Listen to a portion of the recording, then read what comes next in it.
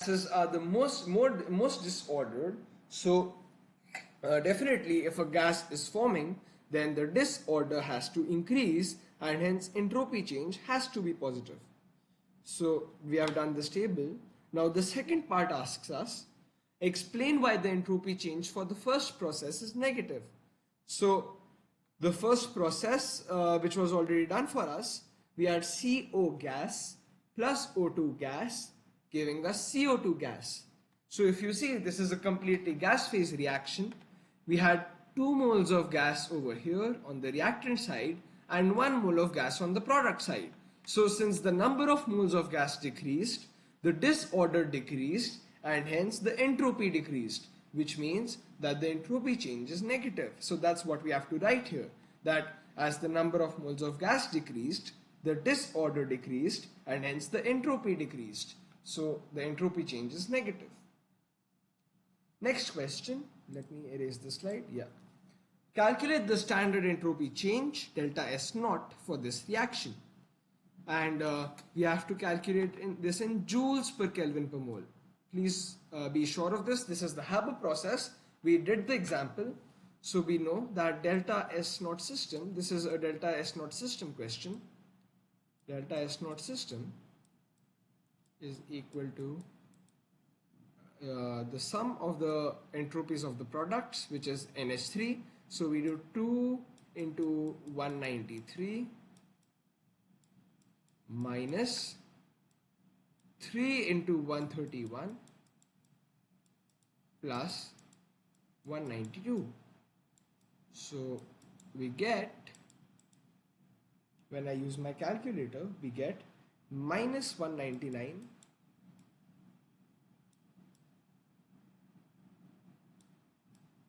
kilojoule, not kilojoule, sorry, joule per Kelvin per mole, minus 199 joule per Kelvin per mole. So I explained this calculation in one of the previous videos in the same playlist. So please refer to it if you don't remember.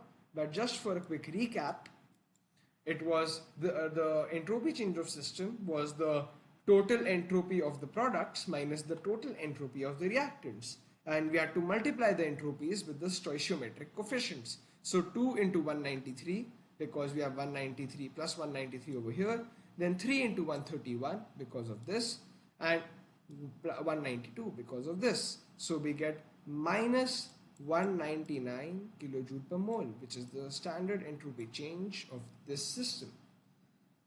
Whether or not a chemical reaction is spontaneous or feasible can be deduced by calculating the change in free energy delta G naught at a given temperature. So we have MgCO3 solid giving us MgO solid plus CO2 gas. Now we know that the total number of moles is increasing, and we also have a gas forming, so the entropy increases from reactants to products, and hence you can see that the entropy change is positive.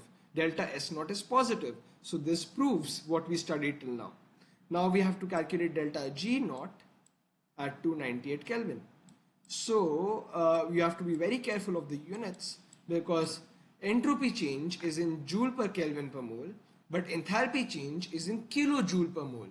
So we have to remove the kilo. So so we know that entropy change first of all is equal to delta H minus T delta S naught system,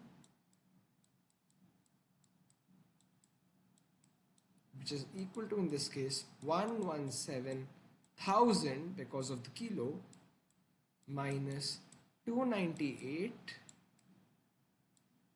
times 175. So when I do this calculation, I get when I do this calculation and I further divide it by 1000, because I will get my answer in joule per Kelvin per mole. Sorry, not joule. Sorry, I will get my answer in joule per mole. So to convert it into kilojoule per mole, I will finally divide it by 1000. Whatever I get over here, this value, whatever I get from this, I will divide it by 1000. So when I do that, I get delta G naught as plus, because it turned out to be positive. I get plus 64.9 9 kilojoule per mole. So I get 6 plus 64. The sign is very important because